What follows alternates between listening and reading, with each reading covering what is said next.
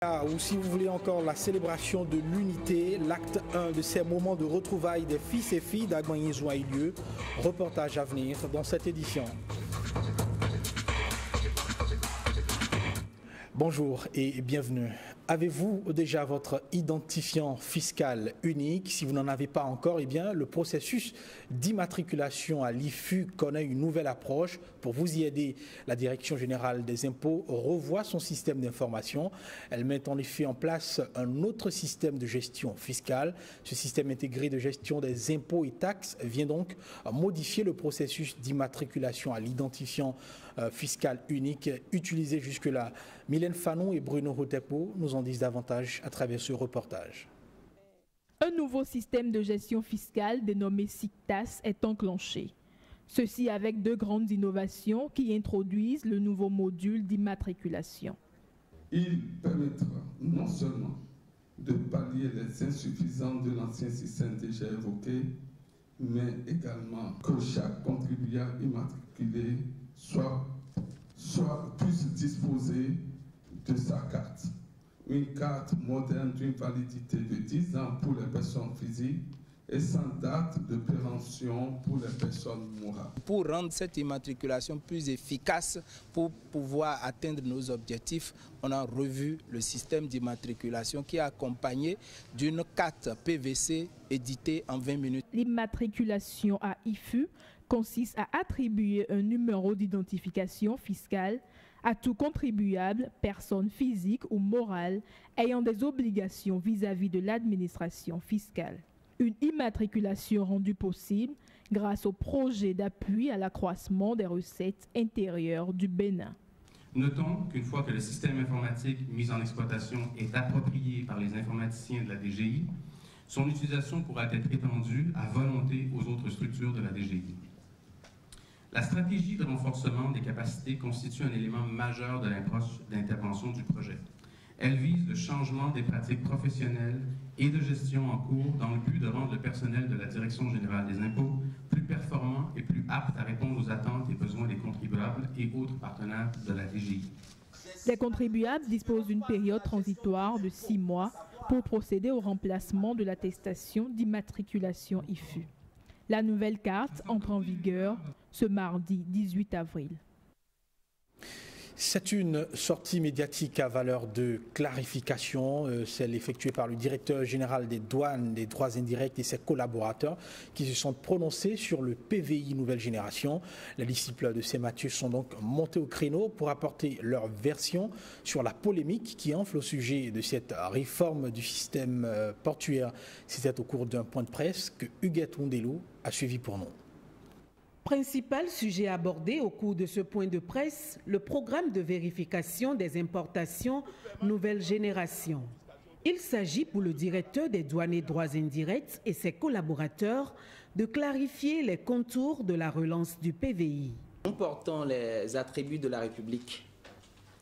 Nous ne sommes pas des godillots où on peut nous imposer des réformes à travers lesquelles nous ne nous reconnaissons pas. Nous avons soutenu ici le guichet unique portuaire et les résultats aujourd'hui ne sont plus à démontrer. Lors de l'acte 1, il y avait certaines recommandations que nous avions formulées, comme l'a dit le directeur général, qui n'avaient pas été prises en compte. Et c'est pour ça que cela n'avait pas marché. Cette fois-ci, nos recommandations, nos remarques ont été prises en compte, d'où la remise en selle de l'acte 2 du programme de vérification des importations. Le directeur du bureau particulier dévoile les 4 catégories de personnes qui, selon lui, ne veulent pas du programme de vérification des importations. La première catégorie de personnes, c'est ceux-là qui ont l'habitude de fabriquer leurs factures d'importation à Zongo quelque part. Désormais, nous aurons les vraies valeurs de leurs marchandises, le prix effectivement payé lors de l'achat de leurs marchandises. Ça, c'est la première catégorie de personnes. La deuxième catégorie de personnes, c'est ceux qui se livrent régulièrement à des déversements frauduleux et qui se la coule douce. Cette fois-ci, nous disposerons avec la remise en selle du programme de vérification des importations d'une autre technologie qui nous permettra de mieux surveiller les marchandises en transit. La quatrième catégorie, c'est ceux qui n'ont jamais voulu qu'on implante un scanner au port de Cotonou.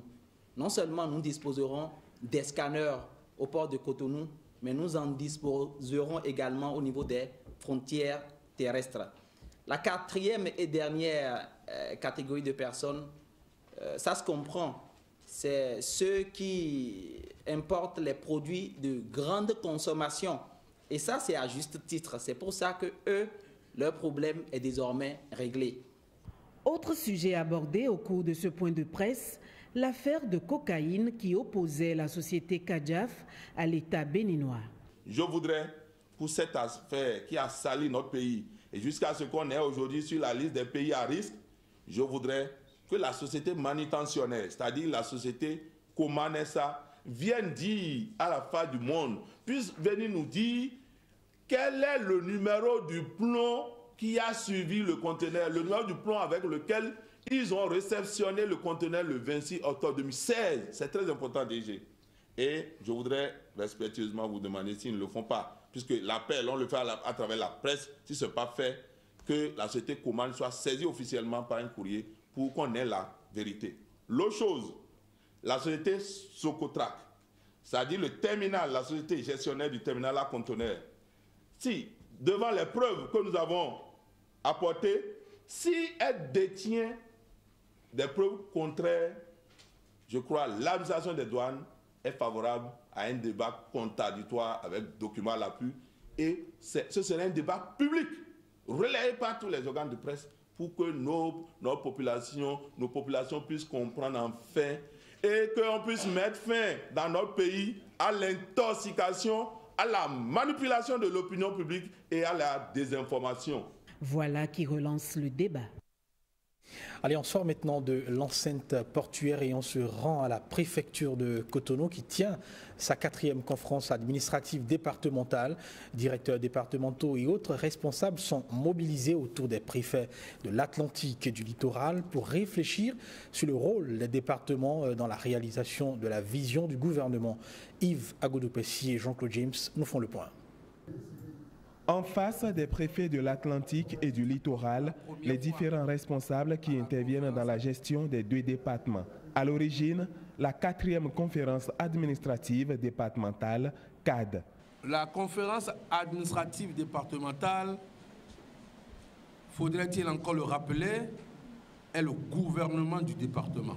Nous sommes, chacun en ce qui le concerne, acteurs de la vision globale du développement de la nation, c'est-à-dire que les orientations gouvernementales que nous avons reçues comme mission de mettre en œuvre, que ces orientations soient correctement mises en œuvre.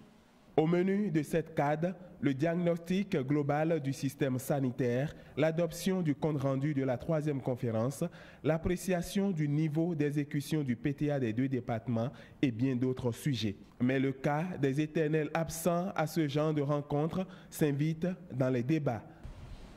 Nous allons identifier les absents réguliers à la CAD. Nous allons revoir notre famille pour voir véritablement qui sont encore ceux qui sont membres de cette famille et les autres qui certainement sont fatigués de rester ensemble avec nous. Nous allons les libérer. Je rejoins mon collègue pour dire qu'il faut que nous puissions identifier ceux-là maintenant et que nous puissions échanger pour savoir pourquoi ils ne viennent pas.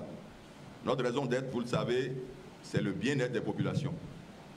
Nous devons donc ensemble, en équipe, donc regardant dans la même direction, mieux que par le passé, accompagner les communes, les maires.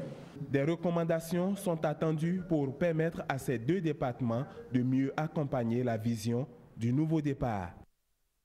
Le Bénin dispose désormais de zones économiques spéciales. C'est à l'unanimité que les députés ont adopté la proposition de loi du député Jean-Eudes Okoundé sur les zones économiques spéciales. Le texte accorde plus de facilité aux potentiels investisseurs au-delà des conditions préalablement offertes par les zones franches industrielles. L'initiateur de cette loi nous donne ici plus de précisions. Nous sommes dans un pays où nous sommes à côté du Nigeria et où il faut des conditions propices pour que les industriels puissent s'installer et pour l'émergence de l'économie, notamment en matière industrielle, agro-industrie et consorts. Donc cela nous a poussé à faire cette proposition pour booster, n'est-ce pas, et les investisseurs nationaux qu'internationaux, étrangers du moins, à s'installer. Ce qui est important dans cette loi, c'est qu'il y aura plusieurs zones économiques spéciales en fonction des spécificités de chaque zone. Et ça, je voudrais remercier tous les députés qui ont étudié cette loi avec nous et qui ont porté leur voix pour que cette loi soit une réalité. Vous savez, aujourd'hui, si nous prenons des zones qui ont des spécificités dans certaines spéculations, notamment agroalimentaire et la pierre par exemple, où on pourrait avoir une zone économique spéciale dédiée à la fabrication de matériel, par exemple les dessus de table, les lavabos et consorts. On peut avoir une zone économique spéciale comme ça. On peut avoir une zone économique spéciale aussi ailleurs pour d'autres spéculations. Donc je crois que c'est un bon coup que nous venons de frapper pour le développement de notre pays. Et pendant ce temps, les étudiants de l'École nationale de magistrature et ceux de la faculté de droit de l'université d'Abomey-Calavi sont à l'école de la diplomatie. Ils ont suivi plusieurs panels de discussion sur la place des relations internationales dans la géopolitique. C'était à l'amphi Idriss Déby de l'université d'Abomey-Calavi. Ulvaïch Balogun et Rosemont Tchapé pour le compte-rendu. Se familiariser avec les questions de diplomatie et mieux appréhender la place de l'ambassadeur dans son pays d'accréditation. C'est l'objectif de cette conférence publique qui revisite également les questions sécuritaires au sein des relations internationales. Il s'agissait pour nous de réunir donc, les étudiants donc, de différentes filières d'université, notamment en diplomatie et relations internationales de l'INAM, aussi ceux de sciences politiques et de droit, pour discuter de façon pratique des questions qui ont trait aux relations internationales. Voilà. Aussi bien tout ce qui concerne les relations diplomatiques, consulaires et autres. Voilà. Et aussi donc, des questions comme autour de la sécurité internationale, également de l'opinion internationale et nationale, de la constitution également de la société civile nationale et internationale. Des diplomates, des leaders d'opinion, des acteurs de la société civile et des spécialistes de la communication, tous ont expliqué leur rôle dans la sphère politique nationale et internationale. Un message bien compris. J'ai retenu beaucoup de choses parce que beaucoup de questions étaient abordées, le développement, la sécurité et aussi la migration. Je pense qu'en quelque sorte, on voit nos partenaires, comment est-ce qu'ils sont intéressés pour accompagner le Bénin à se développer. J'ai compris qu'en réalité, il n'y a pas de discrimination entre les pays, entre les ambassadeurs de chaque pays. Et cette conférence vient d'ajouter un plus à ma formation en tant que politiste et relationniste, que les relations internationales sont basées sur les partenariats entre les États. À travers ces échanges, les zones d'ombre se sont apaissies pour une meilleure compréhension de la place des relations diplomatiques dans la géopolitique internationale.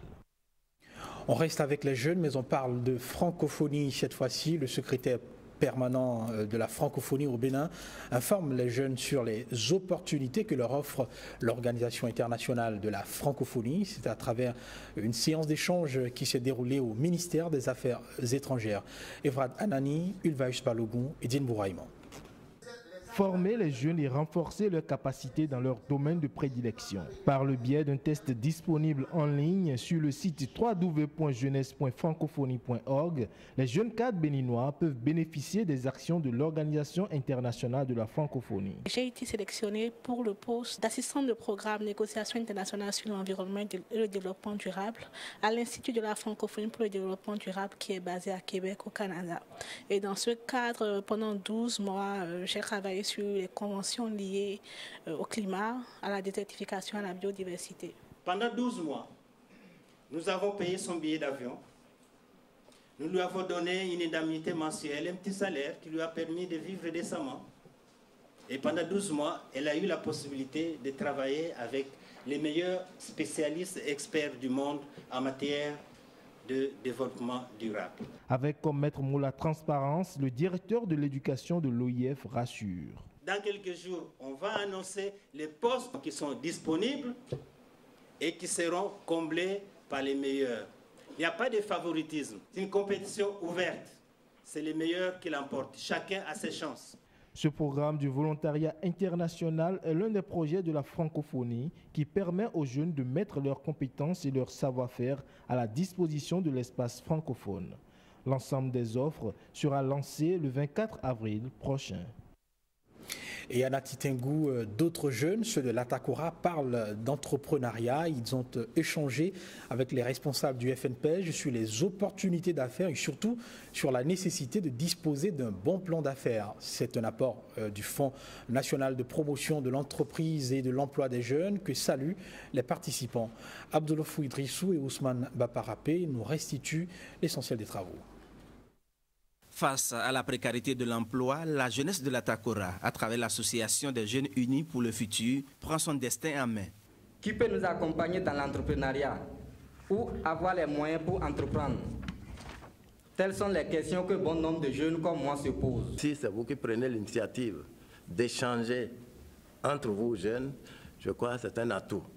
Le directeur général du FNPEJ, venu soutenir l'initiative, présente les opportunités aux futurs entrepreneurs. Pour cette année 2017, au FNPEJ, nous avons 2,5 milliards de francs CFA pour financer au moins 500 jeunes dans tout le Bénin. Donc, en tant que directeur général, mon devoir est d'informer tous les jeunes béninois où qu'ils se trouvent qu'il y a un tel mécanisme gouvernemental qui leur est dédié. Et voilà la procédure qu'il faut faire pour bénéficier de ces ressources. Ensuite, une communication sur l'esprit entrepreneurial vient galvaniser les participants. Il faut oser, car qui ne risque rien n'a rien, dira le communicateur. Nous avons pu aujourd'hui donc leur donner les motivations nécessaires à l'entrepreneuriat des jeunes. Avec les différents exposés, les différentes explications que nous avons suivies, on s'est rendu compte que si nous avons la volonté, rien n'est difficile. J'ai compris que le FNPEJ, effectivement, est une institution qui veut travailler avec les jeunes, qui veut mettre les moyens à la disposition des jeunes. Les secteurs prioritaires pour bénéficier du financement du FNPEJ sont l'agrobusiness, l'artisanat et le tourisme pour tous les jeunes béninois âgés de 18 à 40 ans. Et puisqu'on parle d'entrepreneuriat, restons-y et parlons de ceux qui contribuent au renforcement de la sécurité alimentaire au Bénin. Les maraîchers, ceux de Cotonou, produisent des spéculations diversifiées dans un seul but, celui de combler les attentes alimentaires des populations seulement. Ces maraîchers plaident pour que leurs efforts soient soutenus par le renforcement de leurs capacités managériales. Koudous Abdoulaye, Igor Ayosso sont allés leur rencontrer. C'est le petit matin et comme à son habitude, ce maraîcher nourrit ses plants. Un petit espace de demi-hectare où sont produites des spéculations maraîchères destinées à la clientèle de Cotonou. Je fais jusqu'à 50 planches. Les salades jusqu'à 60 soit 40 planches. Les autres, c'est un peu. Dans ce même quartier à Fidjrosset, plusieurs autres sites maraîchers approvisionnent les habitants de Cotonou. Sur cet espace de 12 hectares sont produites des spéculations prisées par les clients. Nos clients quittent généralement Dantokwa, Vive et autres. C'est surtout la qualité de nos produits qui les attire. par saison, et carottes là, on produit plus de 500 planches. Et salade, ça là, ça dépasse 500 planches parce qu'on est nombreux, donc les gens pensent que ça là, c'est pas moi qu'on vend. Donc, nos clients viennent de Nigeria, les Nigériens viennent aussi pour prendre notre produit. La volonté est de satisfaire la clientèle, mais ces maraîchers sont limités dans leur élan. Le problème de terrain, le problème de terrain, là où on veut travailler, on n'en a pas. À ce problème viennent s'ajouter plusieurs autres qui sont à l'origine de la contre-performance enregistrée par ces maraîchers. À Cotonou et partout au Bénin, les semences que les producteurs utilisent pour ne pas avancer une statistique un peu fausse, à près de 50% sont des semences qu'eux-mêmes ils produisent dans des conditions qui ne respectent aucune norme. Vous voyez, donc ça là déjà dénote de la qualité des produits qu'on pourrait avoir à Cotonou et au Bénin, puisque le cas est général. Les urées et les NPK qu'on utilise d'habitude sont pour la production du coton. Vous voyez, donc ces producteurs, ne sachant pas qu'il y a vraiment des éléments qu'on pourrait avoir de façon spécifique pour accroître le rendement et autres, ça donne à l'utilisation de ces produits. En dépit de ces difficultés, la contribution des maraîchers de Cotonou à la production nationale n'est pas négligeable. De 2015 à 2016, la part des maraîchers de Cotonou dans la production de la carotte au plan national est évaluée à 4%, 9% de concombres, 18% de choux, 7% de laitue, 0,12% de tomates, 0,3% de piment. Des performances à améliorer pour davantage relever le défi de la sécurité alimentaire au Bénin. Maraîchage et donc au bout du rouleau, ces aliments qui atterrissent dans nos assiettes.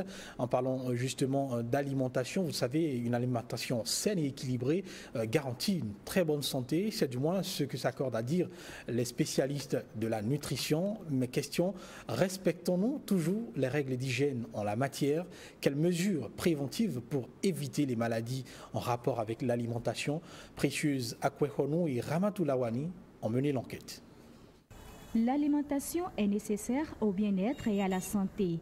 Elle est un geste fondamental pour tout homme.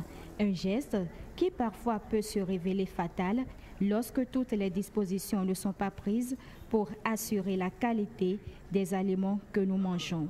Que ce soit dans les rues, les marchés et même dans les écoles, les bonnes dames affirment respecter les règles d'hygiène nécessaires. Nous faisons ce travail depuis très longtemps. Nous couvrons nos repas et balayons notre environnement.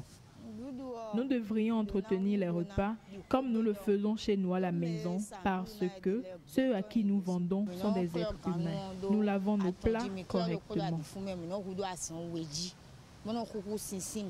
Dans les établissements d'enseignement, on met un point d'honneur sur les questions d'hygiène chez les apprenants. À l'école primaire publique de Bégamé, par exemple, les autorités ont mis en place tout un dispositif. Nous avons un maître chargé de l'hygiène alimentaire et au niveau des classes aussi, on a organisé des enfants qui suivent eux-mêmes leur alimentation au niveau des bonnes dames. Donc s'ils constatent qu'il y a quelque chose qui ne va pas, rapidement, ils nous informent, on vérifie les informations qui nous parviennent et s'il y a des recommandations à donner, on ne manque pas d'y amener. Quand on sonne la récréation, là, il y a de l'eau disposée dans les cuvettes devant les classes. Les enfants se lavent les mains avant d'aller vers les vendeuses. Ils achètent à manger. Après avoir fini de manger, malgré qu'ils se lavent les mains là-bas, ils reviennent devant leur salle de classe, là, ils se lavent encore les mains avant de rentrer en classe. Lorsque nous mangeons mal ou faisons une mauvaise manipulation des aliments, les conséquences auxquelles nous nous exposons sont nombreuses. S'il y a un mauvais comportement dans l'alimentation, on s'expose à différentes sortes de maladies. La première de ces maladies, c'est la gastroentérite, une diarrhée. Mais en dehors de ça, il y a également la malpropreté. Quand vous n'êtes pas lavé les mains avant d'aller manger, vous pouvez tomber malade. Quand vous ne lavez pas les aliments, quand vous ne lavez pas les plats, vous pouvez tomber malade. Des précautions peuvent être prises pour éviter de tomber dans les pièges de la mauvaise alimentation. Entre autres, le lavage des mains, l'hygiène pour la vaisselle, pour ne citer que ces quelques exemples. Pour bien manger et être en bonne santé, il faut se laver les mains. Ça, c'est la première des choses. La deuxième chose, c'est qu'il faut prendre le temps qu'il faut pour mâcher les aliments. Il ne faut pas manger à la va-vite, il faut manger sur le pouce. Ensuite, il y a l'hygiène. L'hygiène des assiettes, l'hygiène des fourchettes, l'hygiène de l'eau à boire. Entourer notre alimentation des soins d'hygiène, c'est s'assurer une bonne digestion, gage d'une bonne santé.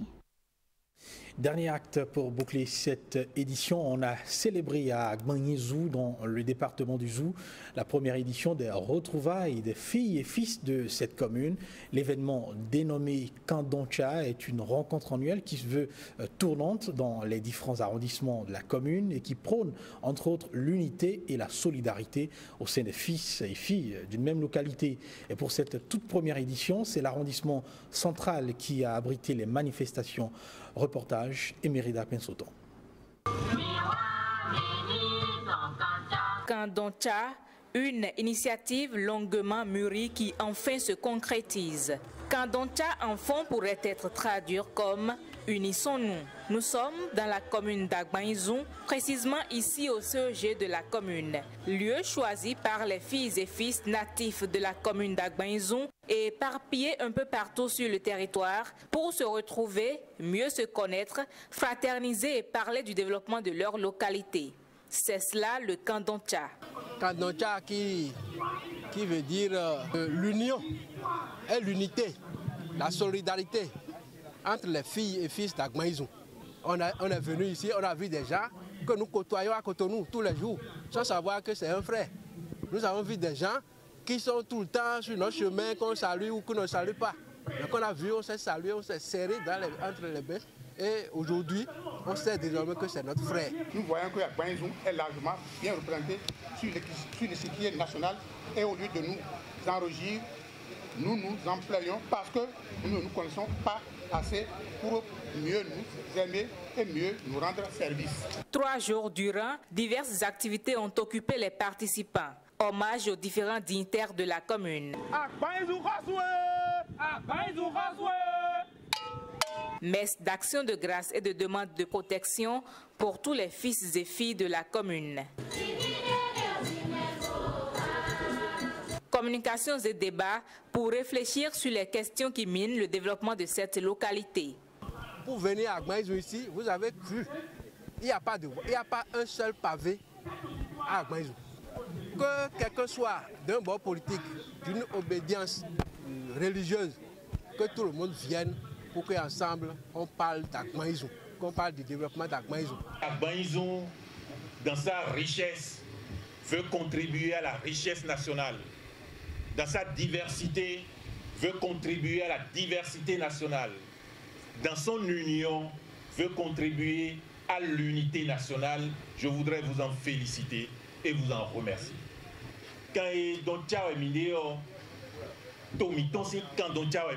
Pour clôturer en beauté cette première édition de Kandoncha, rassemblement des filles et fils d'Agbanyezou, un match de football a opposé l'équipe de Tanvé à celle de Lissazoumé. Et au terme de la compétition, c'est l'équipe de Tanvé qui remporte la coupe à la faveur d'un score de 2-1.